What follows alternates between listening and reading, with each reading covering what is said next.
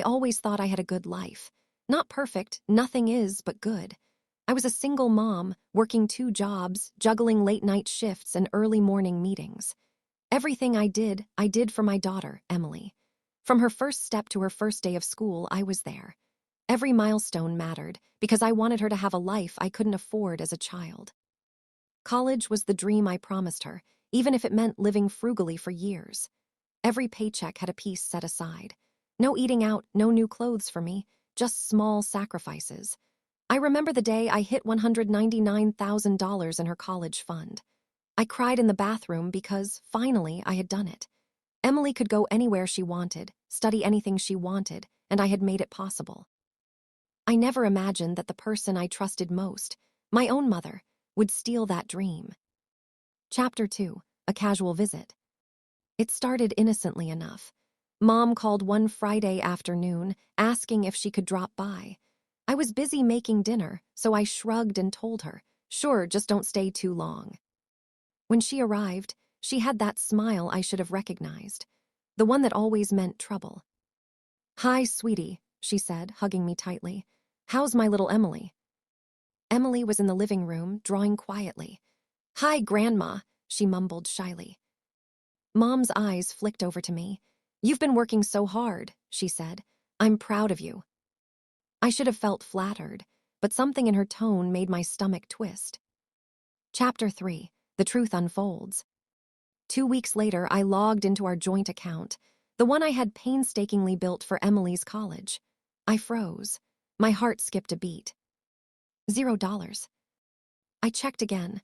No mistake. Nothing. Gone. Every single cent of the $199,000 vanished. I called my bank immediately. They assured me there had been no error on their side. Someone had withdrawn the money.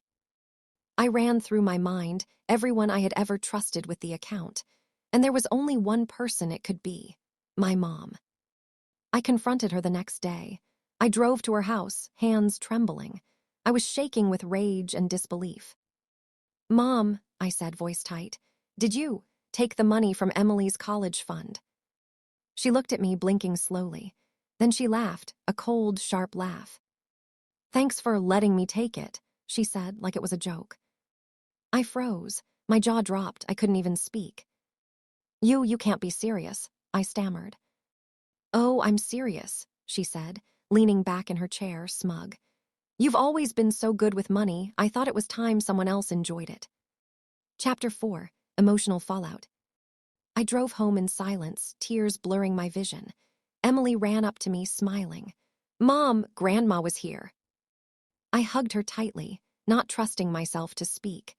My little girl deserved better than a mother who could be so blind and a grandmother so heartless. That night I lay awake. Rage boiled inside me. My mom had laughed at my sacrifice. She had laughed at my dreams for Emily. And she had no idea what I was capable of. I knew I couldn't react in the moment. Rage is like fire. You can't control it if you act too soon. I needed a plan. I needed a strategy. And I needed my mom to regret the day she ever crossed me. Chapter 5, Gathering Evidence. I started small. I printed out bank statements, photos of my daughter, receipts, anything that tied me to the money. I knew she would try to deny it, so I needed proof. Every conversation with her was carefully recorded, every interaction noted. I also started reaching out to legal advisors, quietly, without telling anyone. I had no intention of letting my mom know I was onto her. Meanwhile, I watched her carefully. Every visit, every call. I had to see how she operated where she spent the money. She was careless, arrogant, she left traces everywhere. And I was patient. Chapter 6, Seeds of Revenge. I began imagining ways to take back what was mine without stooping to her level. My mom loved attention, power, and control. I could use that.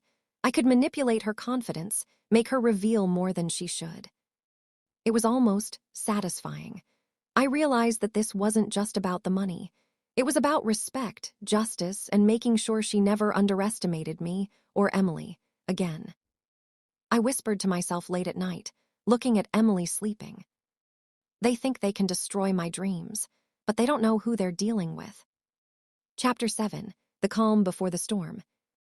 For the next few months, I played my role perfectly. The hurt, the betrayal, I hid it. I smiled, I nodded, I visited when necessary. I even let her gloat at times, acting weak, naive, unsuspecting. But behind that smile, I was planning. Every visit, every word, every laugh from her was feeding the fire. She had no idea the storm I was building. And soon, very soon, it would be her turn to feel powerless. After months of pretending everything was fine, I began my real work. I had to know exactly what my mom did with the $199,000. I hired a private investigator under the guise of financial advice. They traced every suspicious account, every sudden purchase, and every unusual transfer. It was worse than I imagined. She had spent a large portion on luxury trips and jewelry, flaunting wealth she had no right to. Worse, she had started bragging to her friends about finally living the good life, using my hard-earned money. I smiled when I saw the evidence. This was the leverage I needed. Chapter 9, Strategic Exposure. I didn't confront her immediately.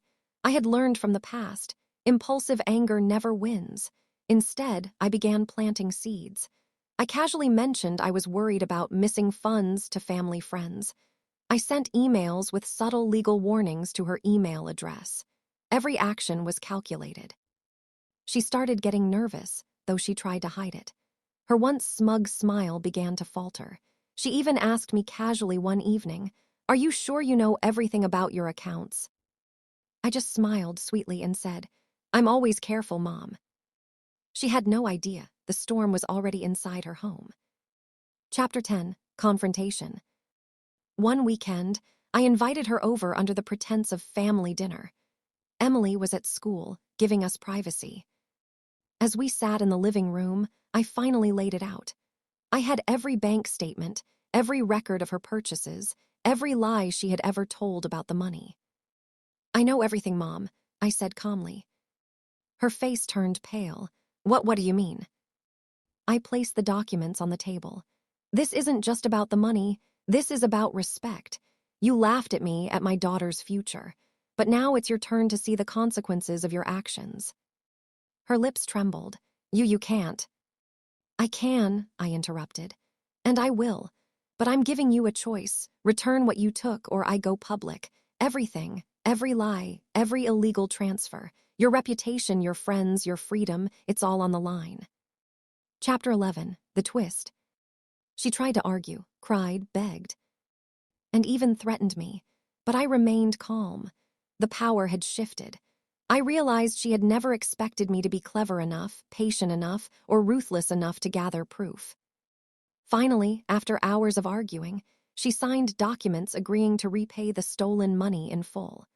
I had also set up legal safeguards to ensure she could never touch my finances again. I didn't gloat, at least not outwardly. But inside, I felt a sense of relief and empowerment I hadn't known in years. Chapter 12, Protecting Emily's Future. With the money safely back in Emily's college fund, I sat down with her.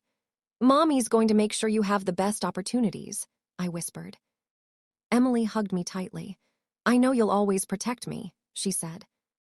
And I would. The past months had taught me that family isn't just blood, it's trust, respect, and loyalty. And if someone crosses the line, they learn the hard way. Chapter 13, Final Justice. I didn't stop there. I ensured my mom faced legal scrutiny for her actions, not jail time, but enough to prevent her from ever exploiting someone else again. Her friends stopped inviting her to lavish parties. Word spread about her betrayal.